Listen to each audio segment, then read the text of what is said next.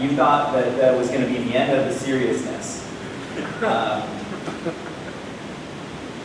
But next we're going to talk about compliance. And so we're just going to rip the Band-Aid and get it out of the way at the beginning of the meeting. And fortunately, we have a dynamic speaker in Shaun Peterson. So Shaun, go ahead and come up. Shaun is Executive Vice President and Chief Legal Counsel of Buckeye Consulting. I'm going to pass this off to you.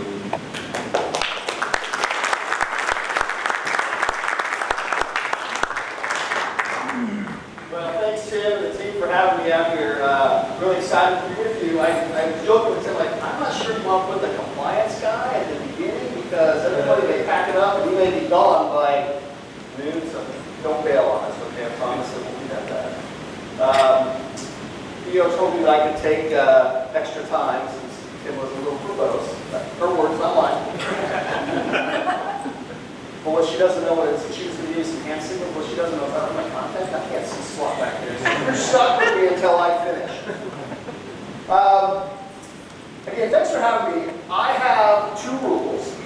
First rule is interrupt me at any time.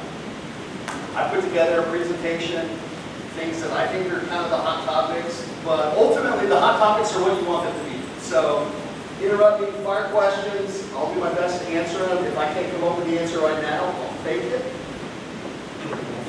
I will get back to you. We'll get the right answer for you. But audience participation is a must.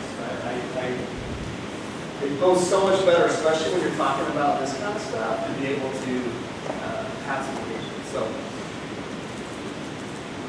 but you can't do a presentation as a lawyer without the disclaimer, right?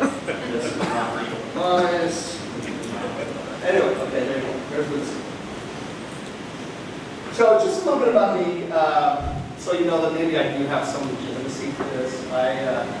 I've been a compliance attorney since day one of my career. I started my practice at the Ohio Attorney General's office, ultimately running the Consumer Protection Unit for Ohio Attorney General Jim Petro back in the early 2000s. I left the Attorney General's office of public service and started a law firm with a couple of former colleagues. And my practice was focused on automobile issues, represented car dealers, independent franchise, auctions, service providers, kind of everything in the industry on compliance-related things. Then had a great opportunity to, one of my clients was the National Independent Automobile Dealers Association, who begged and browbeat me to take a full-time position in their general counsel and run the government affairs department, which I did for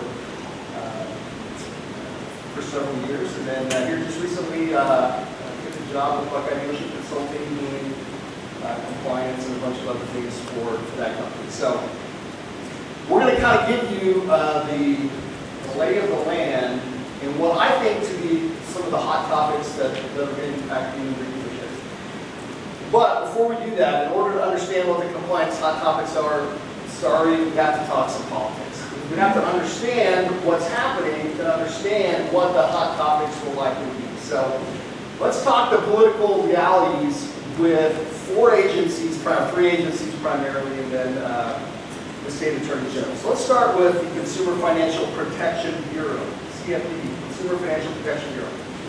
So we know that the CFPB is no longer the baby on the block, right? They've been around now for 11 years and have been through several administration changes. And if you follow the CFPB's history, you know that it has been a political football since day one, right?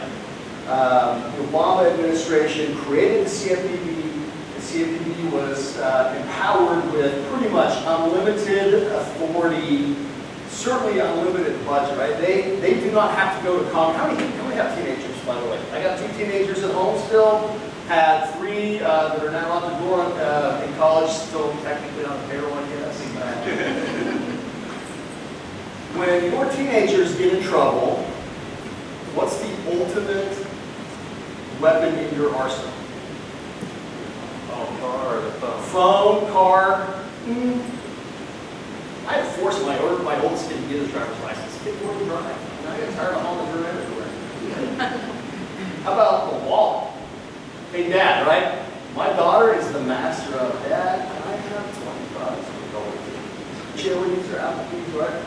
wallet for us was the gold standard. Sorry, can't fund that. The CFPB doesn't have that. Typically in Washington, when somebody gets out of hand, Congress can go, I'm not paying for that. Right? They whack their budget. The CFPB is not subject to that, and it was purposely set up that way. So the CFPB has a lot of authority, control that other agencies don't have. And under the Obama administration, they took that football and they ran. And they would run through walls. They would try all kinds of clever things. Remember the phrase, regulation by enforcement? That was kind of a big way that the CFPB would do things. They would take somebody behind the woodshed, beat them up, make them sign an order. You owe us umpteen millions of dollars. We expect you to do X, Y, and Z to correct your compliance problems. And typically the way the CFPB would do things is they would find a clear-cut violation, wedge their foot in the door, and then throw everything else that they wanted to throw on the wall to change industries. Right? We saw it in the credit card industry. We saw it with some mortgage stuff. We certainly saw it in the outdoor space. Crack that door open. We know we got you over the barrel, and we're going to make you, company, comply with this. But we also expect everyone else in the industry to do that as well. Right? We didn't pass a formal regulation subject to comment. We didn't pass a law. We're just going to expect you to comply with the same order that's on that dealer or on that credit card company or somebody else. Regulation by enforcement. So when the Trump administration came, there was a big debate, a big argument.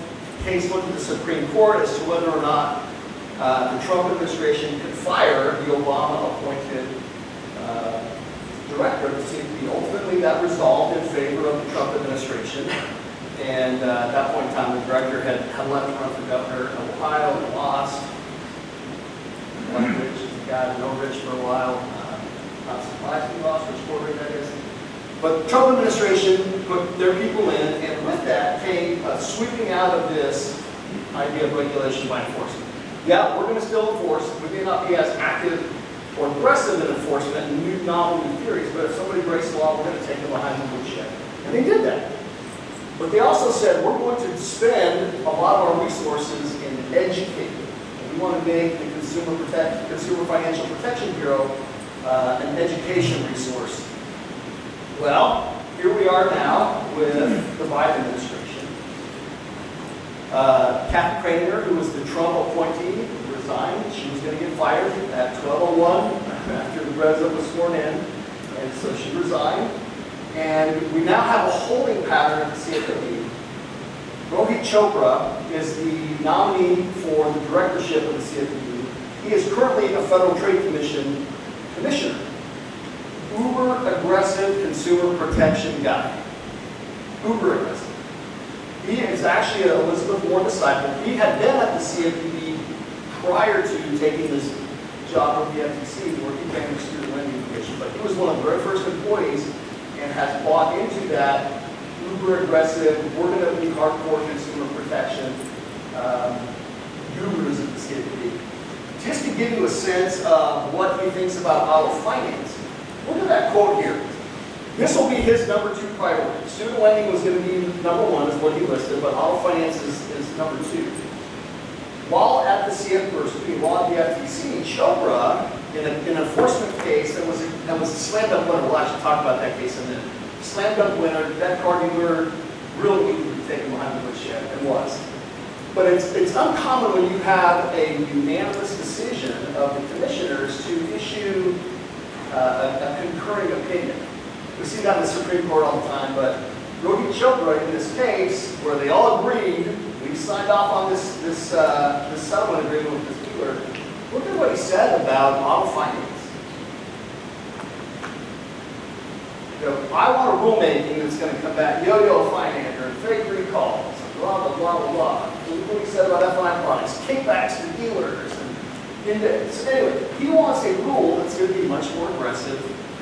Talking specifically about the FTC, but you know he's going to carry that over as soon as he gets approved from the Senate, which is coming. It's imminent. He will likely be confirmed officially here within the next 6 or 8 weeks, as you might guess. That's what you can expect. But look at what the Democratic Party platform. This is not just the CFPB, this is the whole party, right? We're going to reinvigorate the CFPB. We're going to make sure that financial institutions can't prey on consumers. We want to eliminate forced arbitration clauses. Who uses arbitration clauses? Hopefully everybody's hands up, but we're going to try to eliminate this stuff. That's what the culture is, and that's what we can expect out of the CFPB. We're going to confirm. What about the Federal Trade Commission? So right now we have a 3-2 Democrat-controlled CFPB. President here just this week nominated his replacement for Chopra as soon as he's confirmed, who is also a very pro-consumer professor from, I think it's George Washington, Washington, D.C. But that commission is going to be very pro-consumer, and we've started to see activity in that. Haven't tackled the automotive space per se yet, but they're going to be very, very aggressive. I mentioned Chopra writing this dissenting or concurring opinion in that one case. The other one that did that is Rebecca Slaughter, who is a very pro-consumer commissioner. Look what she said about automotive financing. It's broken. Wow. That's a pretty bold statement, right? So we have, I don't know, cornucopia, is that not a lawyer word, right? Trying to cornucopia of consumer abuses. She starts to go down the list of them, including fair lending, including GPS stuff. But that's the culture that she's going to push for now. The other thing I'll make mention, the FTC has in recent years really gone out of its way to look for opportunities not to just tag companies that violate the law, but where appropriate, and it's becoming a much, much, much more frequent thing, they're tagging owners of companies with those same violations. We've seen it in lots of dealership cases, and I'll point out a couple of them. So the dealer principal is personally held liable for the misconduct that they have found. Anybody want to have to pay that kind of stuff? Company gets assessed a fine. And by the way, we're going to hold the owner jointly and personally liable, so we're stuck with it. That's something that they're going to be very aggressive on moving forward. They're also, they just this week finalized this. They're going to be much more aggressive and expedite their investigations. They're going to look for ways to jump around, jump around is not the right word, but they run through the walls a little faster. They've issued some changes to their processes for issuing subpoenas and civil investigative demands to speed up the process. They're not going to wait around for years for life. They see a violation, they'll go and push forward pretty quickly. So that's the FTC. Part of justice, you may remember the name Merrick Garland, who was a nominee by President Obama for the Supreme Court. He's the guy that ultimately didn't get the hearing because it was an election year. Stayed on the D.C. Circuit Court of Appeals and was nominated and confirmed by the Senate to be the Attorney General under President Biden. He's actually a pretty moderate guy, but has said some things that lead you to believe that he's going to be certainly much more aggressive than Bill Barr was as the Attorney General for Donald Trump. We're going to make the rule of law a priority. We've started to see some activity from the Department of Justice in the automotive finance space that tackles fair lending issues. We'll get into that. But I expect them to be a much more aggressive looking at discrimination issues primarily in our space. The other thing that the Department of Justice has jurisdiction over that we know they'll be aggressive on and always will be aggressive on are issues affecting service members. So the Civil Service Members Relief Act falls under the DOJ's jurisdiction. Last one, and this is the one that I think gets overlooked way too easily as we sit and talk about compliance, right? Everybody gets scared of the big bad four-letter word in Washington, which is the CFPB, right? My colleague Brett and I were on golfing not too long ago, and he and I kind of tend to spray a little bit. If I get mad, that's my favorite four-letter word on the golf course. Everybody has one. Thank you for the courtesy. I appreciate that. We neglect the state attorneys general way too much when we have these compliance conversations. That's the group of all of the regulators that should be number one on the list. State attorneys general, which by the way, Attorney General, AG, It doesn't stand for Attorney General, it stands for Aspiring Governor. Okay? I've been in that office, I ran that office. I can tell you that the Attorney General will use the consumer protection section as a political football to keep the name relevant. Right? I can personally vouch for them. So we currently have 26 Republicans, 24 Democrats. Believe it or not, they actually work fairly well together, but the Attorney General's really played this role of counterbalancing some of the things that happen in Washington, right? So when things get aggressive from a Democrat-controlled administration, you'll see the Republican AGs step up and challenge Washington and vice versa. It happens all the time.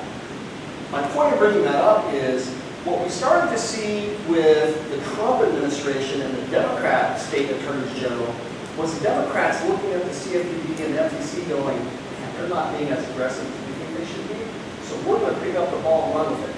We're going to create our own little mini CFPB divisions in our offices. I mean, some agencies, some states, California being one of them, they've just created their own little mini CFPB agency. So where it's perceived that Washington isn't doing enough, the state attorneys general will pick up that football and run, and they certainly have. But they're working hand in glove. You may have heard the phrase UDAP, unfair, deceptive, abusive acts of practices. Anybody heard that phrase? Us talking about UDAP? That's where they play ball, right? They're going to look for unfair practices, deceptive practices. They're going to look for abusive practices. They actually have an automotive working group amongst the state AGs where any Attorney General office can participate, have a representative, and they look at these automotive issues.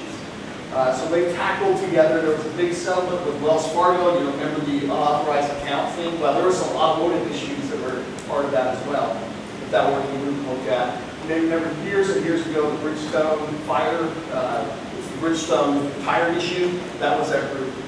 So they're always looking for issues. Well, so what are those issues? Here's the one thing that I'll tell you about compliance from my perspective.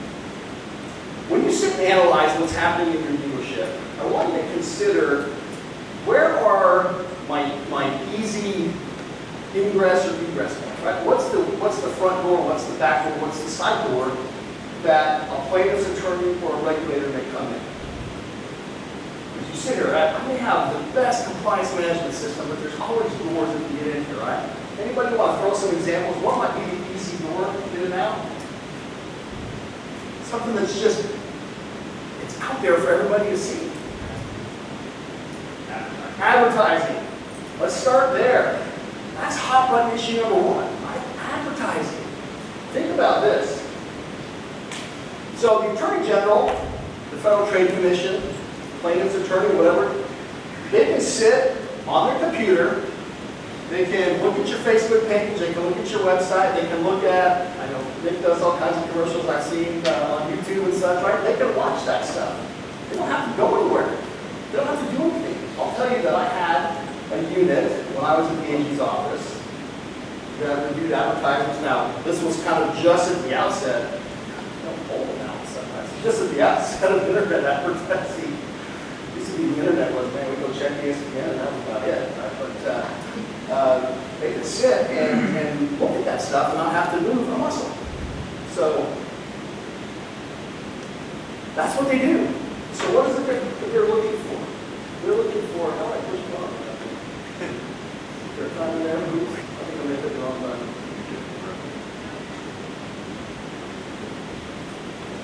There we go. Well, they're going to look at deceptive advertising. They're going to look at deceptive advertising. What are things what representations have you made? We'll continue, I promise.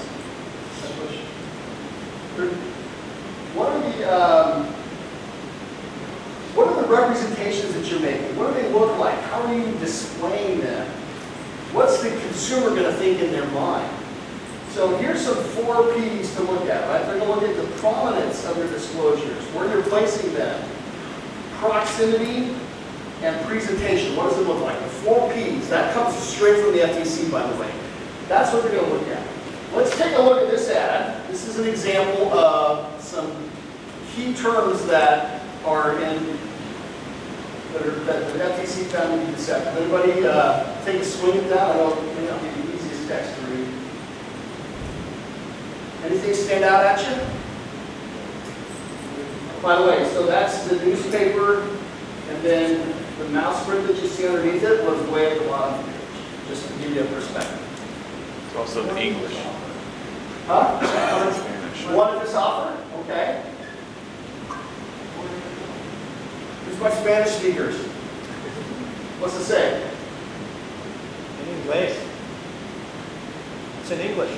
Yeah, notice, right? It's the Spanish main offer and the mouse print that disclaims everything is in English. Right? Deceptive right on its face. I think what it says in my very rough, I can do the Taco Bell menu and that's about it in Spanish. But I think it says 0 down in essence, right? Look at what's in the mouse print. How much is down? $5,000. Yeah, nice try. That's what they're talking about. How about this one? Brett knows this. We'll also look for offers that aren't generally available to the public. This one, there's a little bit more detail behind the scenes, but what's missing when you look at the Ford Edge and the F-150? Price. Down. Okay. How about trim? What they found in this one was that offer was only available at $12,000 on MSRP, was only available on the King Ranch. Wanted this offer, by the way. Very limited. So stuff like that. They're going to look to make sure that things are prominently disclosed. The other one that's big for them is just pay off your trade no matter what you owe. Right? What are they really doing? Putting it into negative equity.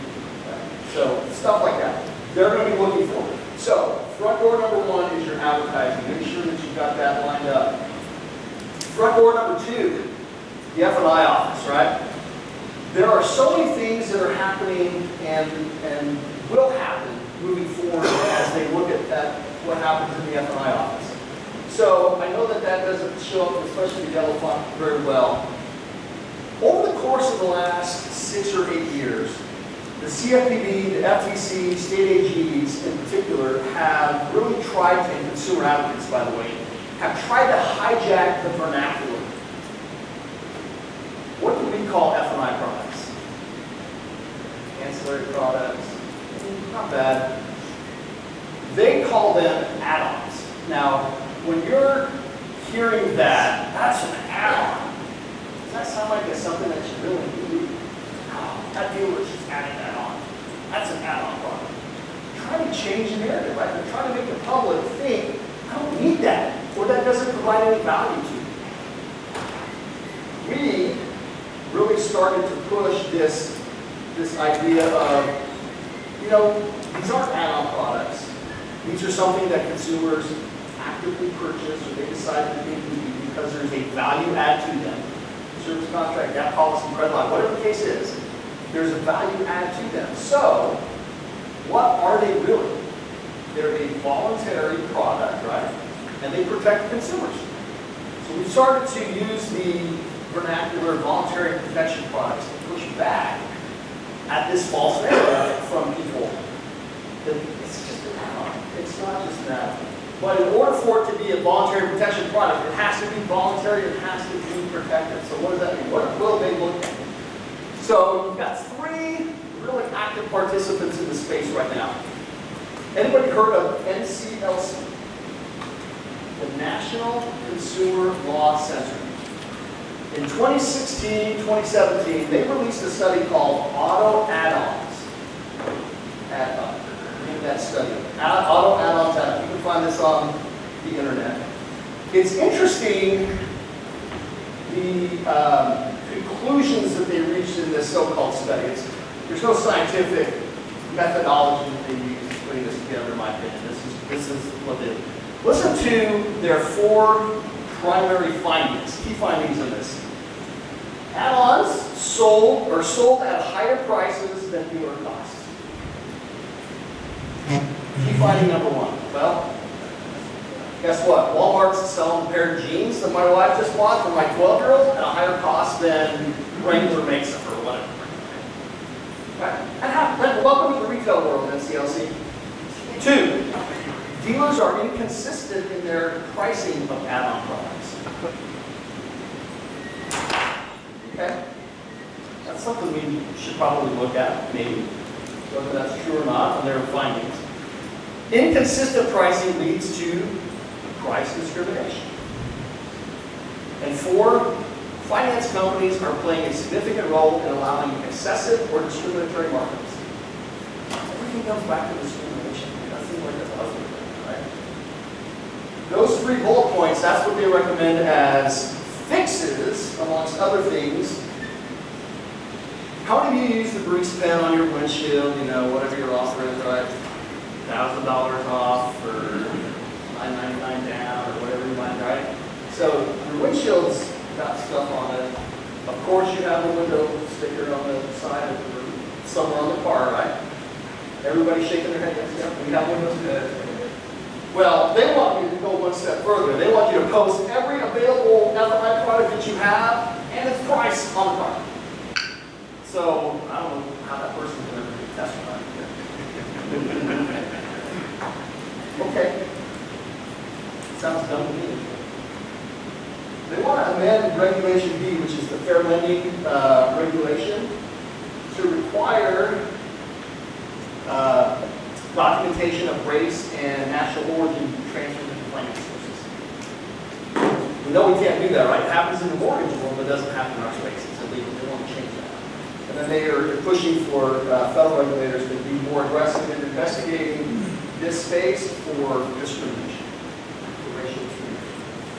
The Federal Trade Commission also did a study. Now their study was, they call it a qualitative study, where they talked to about 30 consumers across the country, I think fairly random, interviewed them about the automotive financing space, their experience.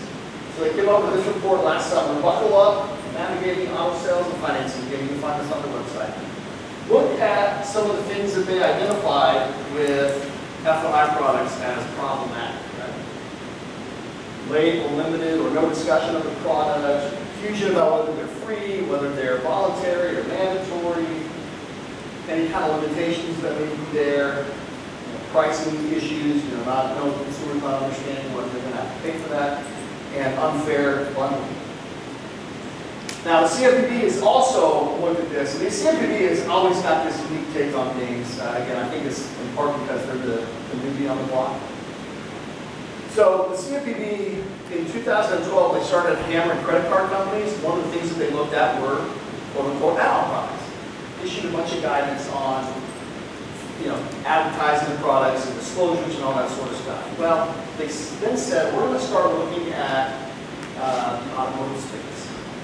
They issued a request for information, which is their way of soliciting comments from the public. And in the text of this, they made this statement that we have significant consumer protection concerns with add-on products. Right? Significant consumer protection. Here's what's most interesting to me. Several years ago, there was an assistant director for the CFPB that looked at, or was asked to speak and kind of talked about, this is what we're going to look at as an agency. And we put this working group together. So that comes from the email setting forth the charge of this. Right? We're going to look at areas of concern in the automotive finance market, including high-priced products. And by the way, footnote, buy your pay your dealers this way. Include all that stuff. But this guy said, we're going to look at this marketplace, and we're going to look at how the pricing process works, how products are presented, when they're presented, what disclosures are provided, and if it's truly voluntary. And the guy's comment was this, talking about penetration rates.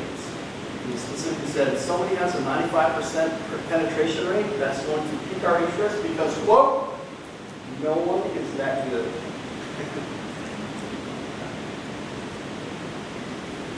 No one is that good. Are you that good? Penetration may or may not be an indicia of anything. But that's what they're going to be looking at. A couple of enforcement cases they've taken.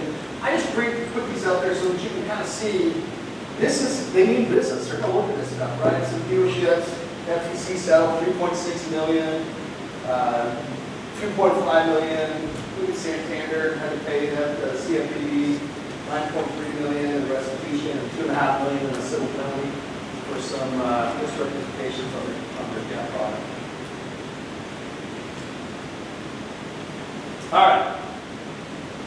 The other thing I want to mention to you is there's an active case going on in Michigan that we're watching where this idea of penetration and voluntary comes into play. A deal was offering a debt cancellation product and was presented in a way where the product, consumers can opt to purchase their full coverage insurance, provide the full coverage insurance, and if they didn't, then they could do this debt cancellation product, and that would take care of the obligation to the dealer. And the way that the Michigan State Department had some concern as to whether or not it was presented properly, because it started to see some what they considered to be high penetration rates, which I think was only like 36 or so percent. But the issue is that a finance charge. So it's happening at the state level too. This is going to end up in litigation, and I think the lawsuit's going to be filed here in the next couple of weeks. It's happening at the state. All right, so next one, collections and repossessions. That's another easy front door, right? Collections and repossession, account services. You guys know the challenges that go with that. You've been doing it for a long time. This is something that, as we move forward, I think we're going to start to see a lot more activity at the state and federal level. So the CFPB issued some guidance, just to give you an example. The CFPB issued some guidance in 2015 that dealt with in-person collections. Anybody knocking on doors and trying to pick up payments from any challenges that go with that? Well, CFPB said, hey, if you're going to do these knock on the doors and you owe me money, the risk is that you're going to disclose to somebody that that person owes you a payment. And if you're telling somebody that a debt is owed to you and that's not right, you could face some unfair, deceptive, some kind of consumer protection issue. That's in essence what that guidance said. There was a lawsuit that they took, I don't remember what company it was now, some like rent-to-own company, if I remember right. Anyway, something to think about as you're offering that. That guidance, again, is very easily findable.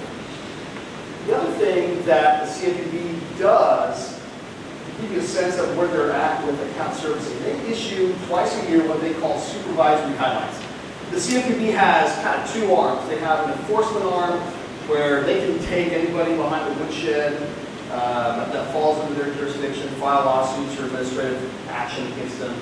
But the other thing that they can do is they can supervise. Some of you may find this at your state level, right? Your state examiners may come in and look at your books and that sort of stuff. The CFPB has that for you as well. None of you in this room are going to be subject to that side of the CFPB's trident of power. But they issue these reports of companies that they have gone through this supervisory process with. And if they see issues, they don't tell you who it is, but they spot the issue and say, here's some of the things that we found and some things that you should be concerned about. So look at some of the things that they've done here as it pertains to our space, and particularly account servicing. Right? There are plenty of cases that they found where, in this particular example, finance companies were continuing to charge for CPI after the vehicle had been repossessed. Well, that's a no-no, you know that, right? Incorrect payment posting, right? Posting the wrong thing first, right? You disclose that you're going to pay, payment's going to go to late payments first, and maybe you put it towards interest first. And they have a couple of examples of that. Rebates. False litigation threats. Boy, that's a big one, right? If you're threatening to sue your consumer in order to induce payment, that's going to be something that they don't look at. Refund processing. financing on products, that sort of stuff. Point is that these reports, again, you find on the website, they're easy reading, folks, and you know, they may be 30 pages long, but the part that pertain to auto financing is 4 paragraphs. I would encourage you to go take a look at those. It'll give you some good nuggets on issues that they're taking a look at. And you go, hey, that's a good guideline for you to follow. The CFPB has just in the last year finalized revision Regulation F, which is the debt collection rule. Regulation F applies to, I specifically asked the CFPB director face-to-face, Kathy Cranier, when they were going through this process, look me in the face and tell me this only applies to third-party debt collectors and isn't going to apply to buy-here, pay-here dealers, lease-here, pay-here dealers, or first-party creditors collecting their own debt. She said, yes, you were right, Shaun. Here's the problem. Here's the concern. See some of the things that are in this rule that applies to third-party collectors, you know, limitations on how to communicate, how often you can communicate, what that looks like. Here's the problem. What starts out as this rule only applies to third parties, guess what? It's now precedent. Are there things that they may implement that apply to first party? I fully expect in the future, I don't know when that's going to be, when it happened to my administration, we're not surprised. But this rule, by the way, goes into effect here at the end of the year. So now that that's done, do they go, all right, step 2, let's put together something for first-party creditors. And does some of that end up in there? That's a big threat. We've started to see some of this at the state level too, right? The state of Massachusetts has some limitations on how you can communicate with your customers. The customers can opt out and limit and all that sort of stuff. And that applies to first party. So something's coming. Something's a illusion that we're not. Maybe I need to stick with great Christians instead of trying to remember Shakespeare from 30 years ago. What's the other issue? And you've seen we kind of made some hints to that. Fair lending. That's going to be a hot button issue moving forward, especially for this administration. How many of you have heard the term disparate impact? Kind of talked about that. Anybody not understand what disparate impact is? Let me give you an analogy. This is great. Was that like 20? 10. Perfect. This actually, I can't take credit for this. This is Justice Samuel Alito, who is on the Supreme Court, get a little sassy with his colleagues in describing what disparate impact is and how ridiculous it is. So the idea of disparate impact is you don't do anything to intentionally discriminate against somebody, but when you run through the process and you spit something out the back end, the result is it looks like there's been a disparate treatment of whatever, right? So he gave this example, sassing some of the people who are in a minority opinion, sassing the majority. 2000 and whatever, 15 NFL draft. 32 teams, each get a first-round draft pick, right? The 32 teams, of the 32 first-round draft picks, something like 24 of them were African-American. So he said, are you trying to tell me that that's a disparate impact to Asian American football players, Asian football players, Latino football players, simply because they picked primarily African American? Is that what you're saying? That's kind of what we, right? There's nothing that was intentionally saying, I'm going to pick that African American guy over that Asian American guy because of skin color. No, of course not. That's the idea of disparate impact. You are actively treating somebody, you're not discriminating them intentionally, but maybe there's a process that at the back end spits out results where African Americans, Latinos, Asian Americans, they're paying more for their financing than somebody. That's the idea of disparate impact.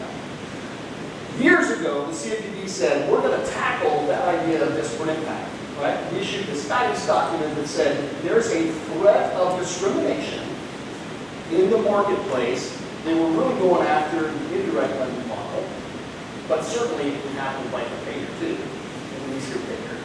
But they were specifically tackling the indirect lending model and said, we're seeing the end result being that minorities are paying more for, and all they were basing it off of was a name, last name, and a zip code, right? Because they don't have the data, and we can't say, you know, Daryl bought a car from me, Daryl's African American.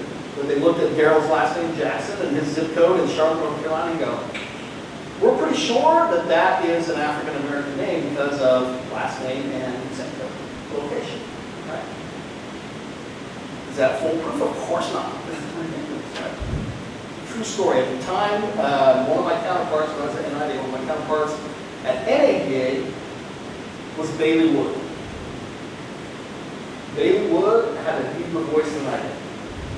Bailey Wood ran his name through this little model that the CBB had put together, and it spit him out as a female living in Tyson, Virginia, just based off of.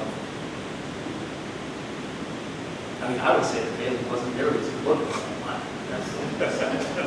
The other thing that we're going to look at is reverse redlining. Anybody heard that term?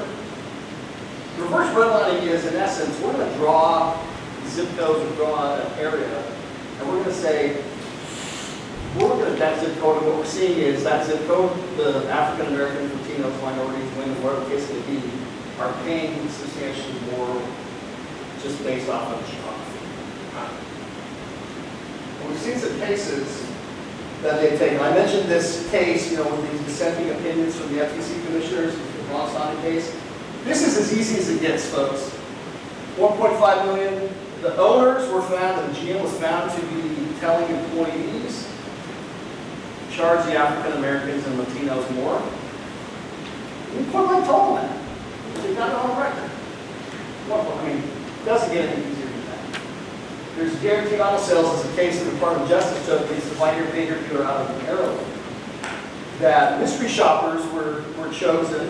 You know, they took some investigators out, sent them out in cars, and look at what they found, right?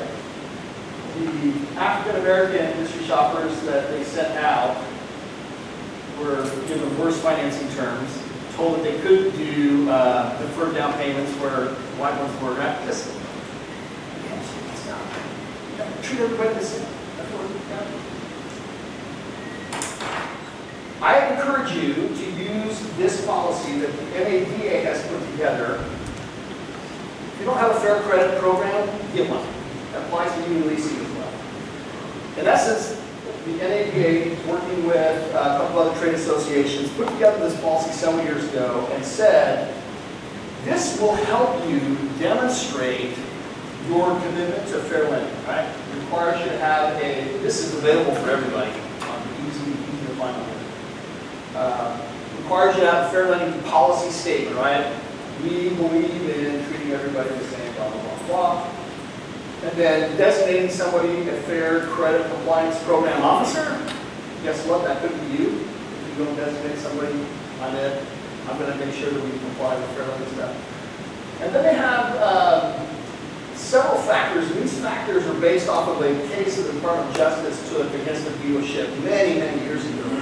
And again, it applies specifically to the idea of discounting and financing rates. But there's some things in here that are apropos for lease dealers as well, right? So in essence, what they're saying is everybody starts at the same level, right? Everybody starts at the same level. Again, this is focused more on kind of like dealer compensation fees for indirect lending. But everybody starts at the same level. Then we'll discount down based off of legitimate business factors, right? Maybe there's a more competitive offer down the street. Maybe there's a specific stipulation that comes in. Maybe there's a program that they qualify for, employee fraud, whatever. But anyway, there's some legitimate business reasons, and then document those. So when you're considering that in your space, look at what some legitimate reasons might be for discounting down. But everybody starts at the same place, and then document. Data privacy is going to be a big issue. The new FTC commissioner and the nominee are very big data privacy gurus. Lena Khan, who's the chair, has been working quite heavily in some of the big data investments. She's an academic, kind of writing about, studying about some of the impact big data has had on our world. So there's going to be, I think, an increased focus on what that looks like from a consumer protection standpoint. How many of you know about the safeguard rule the FTC has? Heard of the safeguard rule? Safeguard rule, in essence, says you have to protect your consumers' information. You have to safeguard it. So when you take that credit application, you have to protect their personal, private information. Well, the safeguard rule as currently exists says you can come up with safeguards that are appropriate for your size, appropriate for your business model, appropriate for your customer base, that sort of stuff. There's been a proposed revision to this that will require you to have some additional safeguards in place, like a chief information security officer, multi-factor authentication. You know, you got to do you all set that up on Amazon now, right? You got to put it in the text code, say, here's my login, and then you can send you a text, that sort of stuff. Encryption, penetration testing, all sorts of different things. What do you think that would cost you? So when this was first proposed, I worked very closely with Joe McCloskey, who's now the president of NIEA, just talking with him what this would cost his dealership. We came up with a number of about $300,000 additional dollars per year. Again, that's what the FTC is going to start with. We've seen some GPS has started to interrupt device legislation in states. Nevada passed something, California has something that's in place, not very restrictive. There's been some states that have taken a swing and missed on that. Nothing passed, but certainly that's going to be at the forefront of things moving forward as well. Last thing I want to mention very quickly is look beyond the deal. Right? There are a lot of issues that government regulators are looking at in the employment world. One of the things that I have seen from dealerships is a complete misclassification of workers. For some reason, dealers will do everything they can. I've seen dealers try to do everything they can to jam somebody into the idea of you're an independent contractor, not an employee, right? Gets me out of paying employment taxes, et cetera, et cetera, et cetera. When 100% that person is absolutely employed. Why? Because the dealer's saying you need to be here on XYZ date at XYZ time. You're going to work here, you're going to do this, right? Total control over what that person does. Wow. But he's a tech and he has his own tool. So what? You're telling him where to be, when to be there, and what to do. So the Department of Labor has taken a long look at this, has partnered with the states. They're going after companies hard for this classification. So take a look at how, if you have independent contractors, if you're controlling things, right? If you have total control of their employee, if they have total control, right? If you hire them, you contract with them to do XYZ project, and you just give them a date that needs to be done, they can do it whenever, however, probably an independent contract. And then there's things in between. So look at that. The other thing that is hot and heavy is overtime. There's been some changes to overtime regulations. There's been some litigation that's gone to the Supreme Court as to exemptions for service riders, for example. Bottom line is the vast majority of people in your dealership on the sales side are going to be exempt from overtime. You just need to make sure that they're making a minimum wage, right? Everybody has to be paid a minimum wage. So if they're not selling jack squat, they need to be making a minimum wage. But they're exempt from overtime. But most of the other people in your office, unless they're truly managers, or they have a very specific white-collar related, they're probably going to be subject to overtime, right? Your block boys, your orders, that sort of stuff, probably not subject to overtime. So beware of that. Last thing I'll mention real quick is training protocols. Obviously, that's a moving target. We'll continue to be a moving target for the future. I get asked all the time, are my employees to get vaccinated? Answer that question, yes you can. Can I incentivize them? That you can. What kind of health and safety protocol should I put in place? I'd encourage you, NIDA last summer released a operating safely in the pandemic cheat sheet, workbook, whatever you want to call it. That's on their website. I encourage you to go take a look at that. Give you some good things.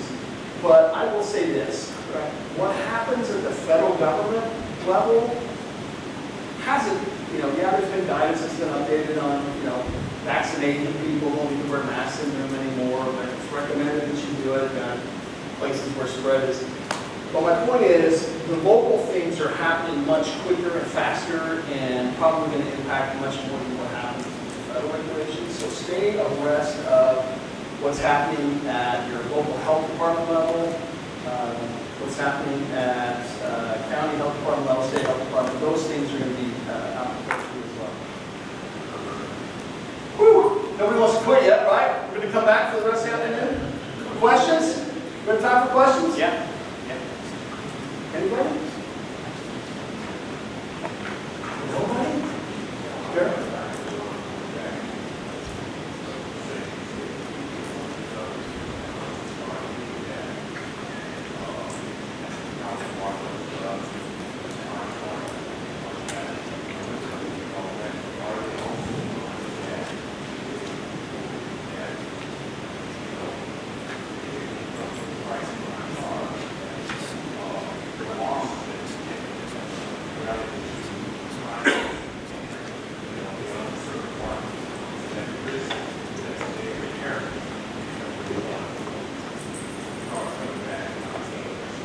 So I don't know if everybody heard that. In essence, it was if the CFPB is going to be looking at price, should they also be looking at loss that the dealer pays? So let me clarify what the CFPB isn't going to be looking at least they say they are going to be looking at the actual posted price. They're going to be looking at process. Like they don't have the authority to come in and say, you're pricing that car at $15,000 and it really should be priced at $12,000. And we have instances with case law where plaintiffs' attorneys have tried that argument and have lost miserably. It's such a different, unique market, and it's ever changing. What the CFPB is really going to be looking at from a pricing standpoint isn't what the price is or is not. They're going to be looking at process on pricing. Like for example,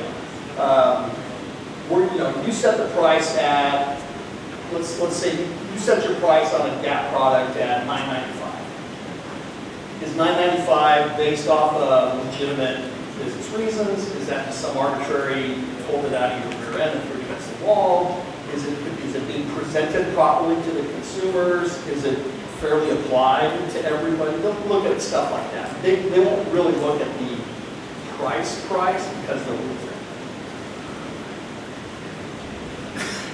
Shaun, I do have a question text to me. I'll read it to you here. A dealer in the audience has been seeing several leasing companies take control of vehicles at lease term by forcing customers to return them to the finance company or to the leasing dealer. So the question is just wondering if you have heard of this and if there are any compliance issues here with that practice. So I have not heard of that practice.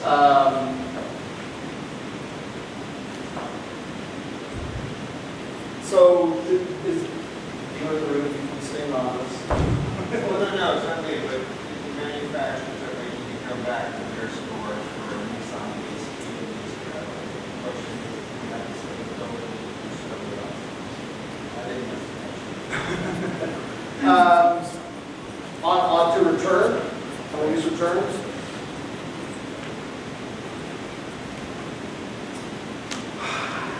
I think the answer to that question ultimately would be yes, because you'll have capitalization issues, right, that are coming in. I need to look into that one more. I think that's a good question. Yeah, right. We would definitely put that in the contract. Yeah. Yeah, I think you'd be okay. I think you'd be fine with that.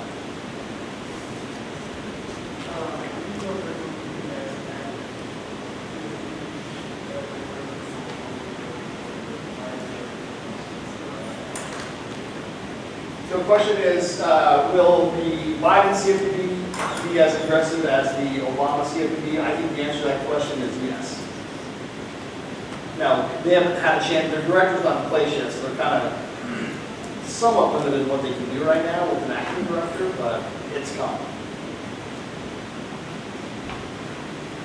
Just a comment, one thing that we see is credit reporting is a big issue with these agencies that's really coming high. Credit reporting was going to be my next one. And I ran out of time. But yes, credit reporting is huge. We spent a lot of time, just so you know, during the pandemic, I spent a lot of time talking personally with the CFPB director about credit reporting challenges. I think that's going to be a huge issue coming out of the pandemic too, right? There's going to be a lot of, what does all that look like now? It's going to be very, very different. And they didn't really have any good answers at the time. And, you know, they realized there was a problem with something that they have to work on.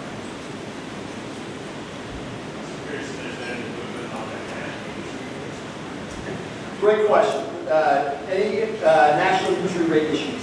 There have been multiple bills that have been introduced that, so you all may know that there's a 36% all-in APR for military service members. There's been a lot of movement to take that and make it generally applicable to the consumer body at large, including some Republicans, believe it or not, that have backed that. I don't think that that's going to go anywhere in this Congress for a couple of reasons, but I do think that there will be lots of discussion about it. There will be a lot of talk behind the scenes. I think the CFPB will look for ways to get there without getting there, if you know what I mean, because it won't happen legislatively, at least in the near future. Now, we are starting to see that crop up in some states. Illinois being one that just passed it, and that's where the battleground is going to shift. I mentioned with the state AGs. Well, the same thing's true of state legislature, right? When they see Congress not doing something, we'll do it ourselves. We saw it out of South Dakota, and it created a mess. South Dakota had to go in a public referendum and pull that off the books because it got used such a train wreck. Yeah, a lot of issues. One last question for you, Shaun. In regards to salesperson compensation, salary versus draw, any legal considerations? If draw, can they be offered benefits? So draw meaning they're like an ownership draw? Commission? So draw has a specific connotation that applies to ownership. So just be cognizant of that. Commission. So again, ultimately the question comes down to this. Are the salespeople going to be paid minimum wage? Everybody that works has to be paid a minimum wage. You can set a comp plan so long as at the end of the day, when they've worked their 40 hours, they're getting minimum wage. And commission is great. You can set that up as long as they're hitting that minimum wage number.